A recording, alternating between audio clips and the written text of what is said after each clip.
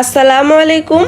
Delicious by সামিরার আজকের পর্ব আপনাদের জন্য থাকছে বিফ সিজলিং। বাসায় কিভাবে সিজলিং প্যান ছাড়া সিজলিং করা যায় সেটাই আজকে শেয়ার করব। So do watch this video till the end.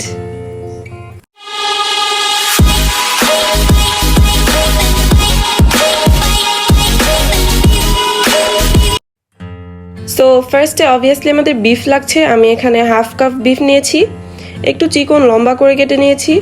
আর লাগছে ক্যাপসিকাম, যে কোনো কালার নিতে পারেন। 2টা পেঁয়াজ মাঝারি সাইজের, গাজর আর ক্যাপসিকাম জুলিয়ান কাট করে নিয়েছি। আর লাগছে রসুন কুচি 1 টেবিল চামচ, 2টা কাঁচামরিচ চিকন ফালি করে কাটা।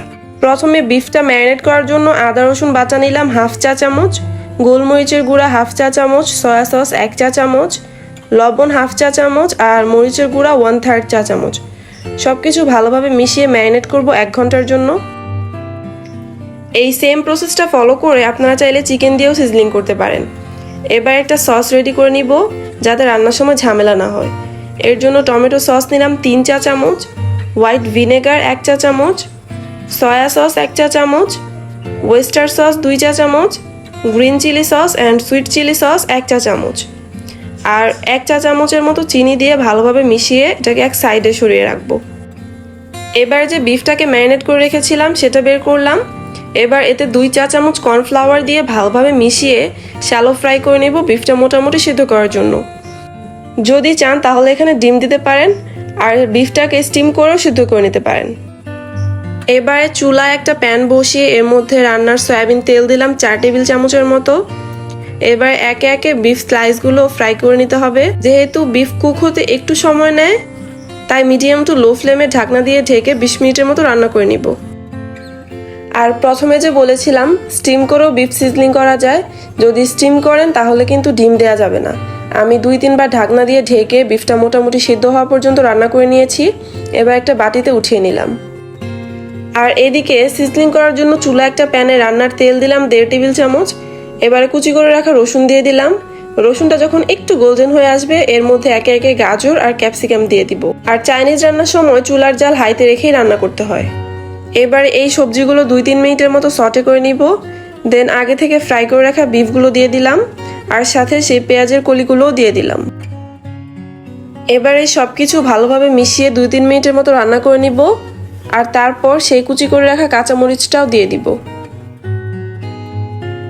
আমার রান্নাগুলো যদি ভালো লাগে তাহলে আমার চ্যানেলটা সাবস্ক্রাইব করে দিবেন আর পাশে থাকা বেল বাটনটিও অন করে দিবেন এমন আরও অনেক রেসিপি দেখার জন্য। আপনাদের সুন্দর সুন্দর কমেন্ট কিন্তু আমাকে অনেক বেশি ইন্সপায়ার করে। আর নেক্সটে আপনারা কোন ধরনের রেসিপি চান let me no in comment section below. কথা বলতে বলতে আমাদের রান্নাও হয়ে যাচ্ছে, বাট ডোন্ট ওয়ারি, আমি এখানে সেই রেডি করে রাখা সিজলিং সসটাই দিয়েছি।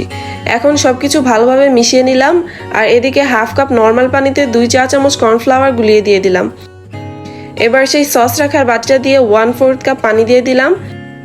আপনারা আর একটু গ্রেভি পছন্দ করলে প্রথমে 1 কাপ পরিমাণ পানিতে কর্নফ্লাওয়ার গুলিয়ে দিতে পারেন।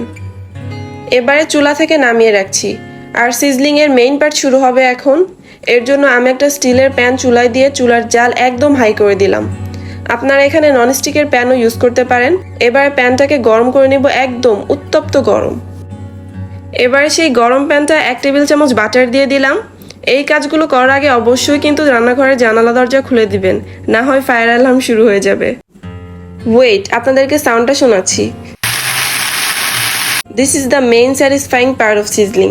আমি তো রেস্টুরেন্টে এই শব্দ আর সেই স্মোকি ফ্লেভারের জন্যই সিজলিং অর্ডার করি, বাট আজকে আপনাদেরকে দেখিয়ে দিলাম কিভাবে খুব সহজেই সিজলিং প্যান ছাড়া বাসায় সিজলিং করা যায়। গেস্ট আসার আগে এই রান্নাটা করে রেখে জাস্ট সার্ভ করার আগে সিজলিং করে সেই রেস্টুরেন্টের মতো ধোয়া ওঠা সিজলিং সার্ভ করতে পারবেন। It's all for today. See you guys in my next one. Allah Hafiz.